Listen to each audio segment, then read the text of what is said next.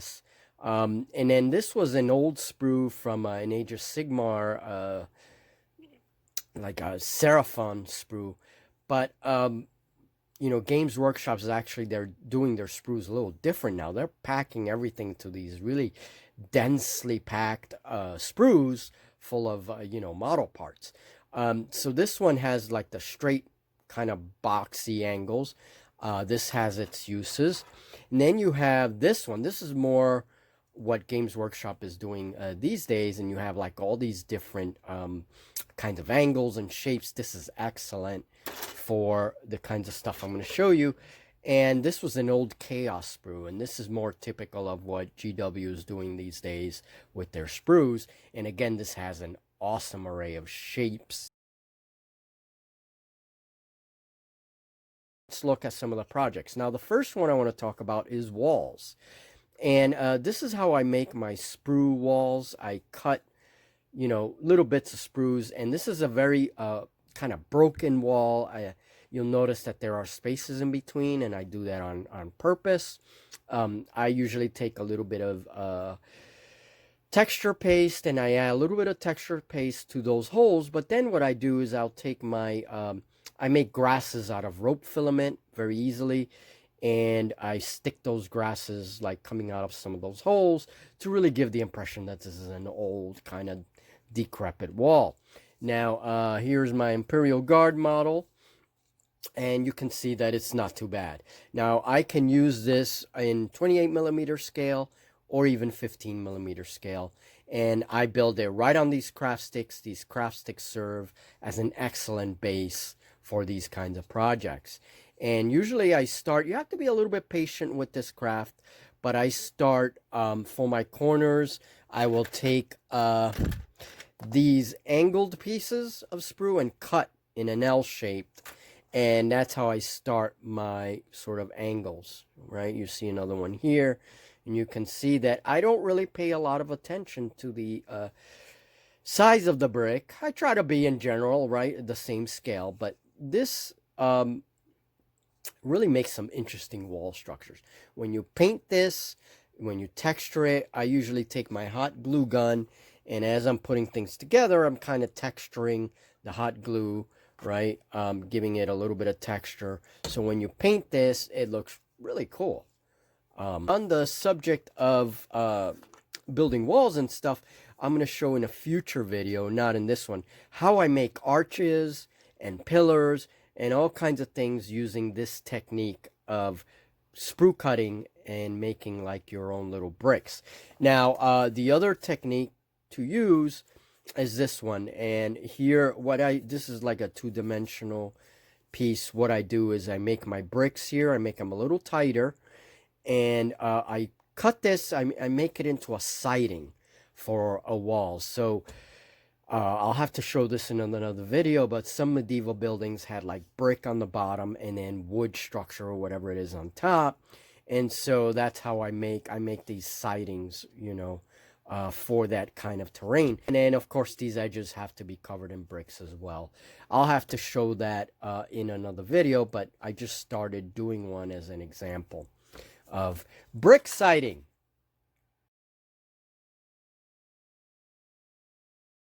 The next thing that you do with sprues, and here Julie and I eventually want to do some kind of amphibious landing kind of thing, right? And this will be either an alternative history or even 40K, These are the barbed wire kind of entrenchment type things. And here, if I'm doing it in water, I'll add some water effect to the base. You can actually add make little things to look like barbed wire, to actually look like barbed wire. I'm not going to work on that right now. Right now, all I did is to show you guys what you can do with your sprues. Now, I cut the X shape on these sprues. Sometimes you get these nice kind of cross pieces. So I cut those to make my X's, and then I drill a hole with my Dremel to get the wire through the center there. And you can make barbed wire many different ways, but this is one way I do it. Playing like a World War I game or whatever. And scale's a little bit small for 28 millimeter. You can make them larger for 28 millimeter if you want. For your post-apocalyptic games, this is something I'm building now, and I'm using 2 craft sticks, and then later I have to come back and do like all the sand that goes here and kind of cover all this up, make it into a little mound. And I use my sprues as like electrical poles or telephone poles, you know. The sprues have all this nice kind of detail here. And so I'll come in maybe with my X-Acto knife, and sometimes I make little grooves here so it looks more like wood. But this is a very fast kind of terrain piece to make for those post-apocalyptic games. And of course I add my wire to simulate like one of the poles is bent here and kind of coming down. And this makes excellent kind of war game terrain. Not bad scale. Okay, here's the little Imperial Guard. And in my opinion, I just love the look of this. Now, again, if you want to use dowels, you use dowels instead, and then just make your cross piece, these kind of sprue things. And they work for me. They work as sort of old light poles or telephone poles. You know, I also make railroads with this kind of sprue material. I'll have to show you that in another video. So, one of the uses that I have for sprues lately, and this is a little bit different. I make starships out of the stuff, and this one is base coated in black. You can kind of see the weird shape that it has. Here's some straw pieces on it, right, to simulate like the engines. I really like this because of all the complexity that these sprues show. You know, when you're trying to make a superstructure of a starship, I think they really lend themselves to create like all this structure. I use clothespins for some of these structures. You can see here, these are clothespins and they come in all different sizes, and that's a really cool thing. So this is like a big battle cruiser type thing. I have to make a flight stand. It has to be painted and all that. So that's a battle cruiser, and then these are the smaller frigate type escorts that I'm making. And you can see how I haven't painted this. You can see how I use the sprues, and it's kind of random. I just kind of cut things up to do like all the different designs. And not only do I go this way horizontally, but I also go vertically with the sprues, and you get like this sense of really complex kind of superstructure. Now this is not finished. Okay, this still needs a lot of work. And then here's the other one. And as you can see, when I want them to appear like they're a similar faction, I use the same kinds of clothespins, just vary the size, right? So this is the skeleton for that kind of. Now you can also use, this is my shack from last time. This is going to be for like a post-apocalyptic game. And there's some like debris here. I use my sprues for that, you know, cut them up, make them look like old, like metal or whatever. You can see one in there kind of supporting the cardboard. And now this is ready to give a good paint job to it and just make it look like a very simple kind of shack. You can use this, of course, as debris piles. You can make some really big debris piles with this kind of stuff. You can use it as angle iron, stick it into foam, right? Have your foam be the concrete structure, and then these things will stick out like your angle iron. You can use a hot gun to kind of bend it and melt it a little bit to kind of bend it, give it different shapes, and you can turn it into like angle iron. Okay, and so this is an industrial piece of terrain that I'm working on. This is not finished. There's a lot of work to be done on this. But here are my straws. Now, if you notice, right here, this junction, these straws are connected by a sprue. And I will take these little round bits and make little like meters out of them. I'll just paint a little line there to pretend like it's a meter, and in between these straws. And I have found that this kind of union really makes it makes the straws a lot stronger. The union is a lot stronger. And a lot of times I'll add little sprue bits, and if I want to have like a lot of little meters, I will just add a lot of these little round bits here that you see here from the sprue. I turn those into little meters. I'll just like do a little cluster. What I do for my industrial terrain, you notice that I cut this sprue into a T-valve. I stick that into my straw with some hot glue, and I have a, kind of T-valve thing where I can have my pipes go at angles.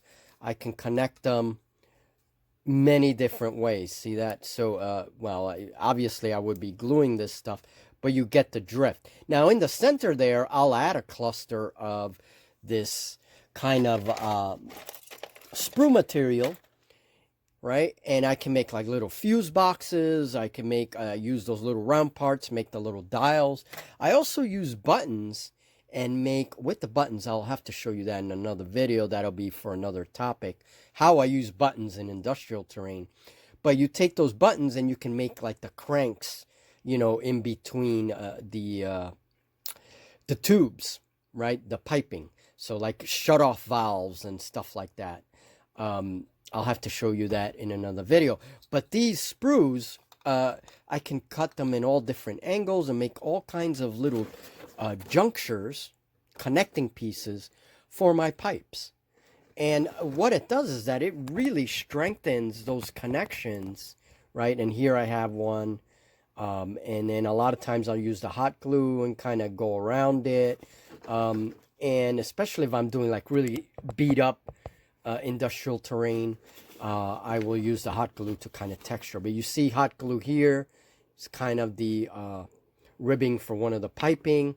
And this still has a lot of work, but this is sort of an industrial terrain piece that I'm working on slowly. But that's what I wanted to show you guys, the uses of this kind of sprue material. There are literally tons of different things that you can use for this stuff. And in some of my more advanced videos, I'll show how I use this stuff in some of my cardboard models when I make like vehicles and things like that. So sprues, very useful. In the future, there'll be another series that I'm going to call Advanced Terrain Building or something like that. It's going to be more models, how I make scale models using things like jars, and not jars, but cans and, that kind of stuff. Plastic bottles, the plastic pill bottles, all kinds of things. All these materials can actually be recycled, and you can make some interesting kinds of models, proxy models, or even terrain pieces. Tanks, mechs, all kinds of things can come out of these materials. For these starships, I will show them once they're finished. I still have a lot of work to do on these. I'm going to make 2 fleets, one for Julie, one for me, and we're going to kind of vary the designs. You'll see more of this kind of stuff. And if you are interested in more kind of tutorial videos, these are more showing you like a show and tell video, but if you want to actually see the stuff, how I cut the sprues, how I build the walls, how I build the archways, those kinds of things. Let me know in the comments, okay? And depending how many people are actually interested in that kind of stuff, I will start going more into like tutorial videos. This is the kind of stuff I love to share, the stuff. And, there are certainly a ton of different things that you can do with these sprues. A ton of stuff, really. So, and like this, I'm going to have another video on cardboard because you're going to see how I build cardboard models, how I strengthen the cardboard, and how I build actual vehicles and things using a wide variety of materials. But that's in the future. So this has been another episode of Terrain Building. And next week's terrain building episode, we are going to talk about industrial terrain and plastic pill bottles, cans, those kinds of materials. And we're going to look at different scales of terrain, 15 millimeter and 28 millimeter. So don't miss next week's episode. All right, folks, I hope you found this useful in some way, shape, or form. And remember, leave me your comments. We can discuss, if you want more tutorial-like videos. I am considering doing like a live stream sometime in the future. And these kinds of tutorial things work very well in live stream. So let me know. We will consider it and certainly see what I can put out on the channel for you.